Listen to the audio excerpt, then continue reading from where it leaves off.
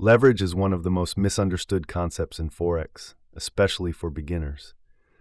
Many people think leverage is free money, but that's not true. Leverage simply means using borrowed money from your broker to control a larger trade with a smaller amount of your own money. For example, with 1/100 leverage, you can control a $10,000 trade using only $100 from your account. This makes trading accessible, but it also increases risk.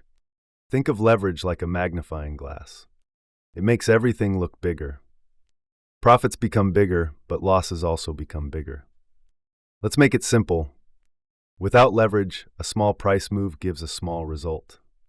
With leverage, the same price move has a much stronger effect on your account. This is why leverage is dangerous when used incorrectly.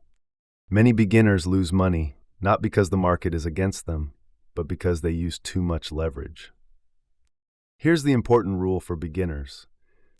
Leverage should be used carefully, not aggressively. High leverage does not mean better trading.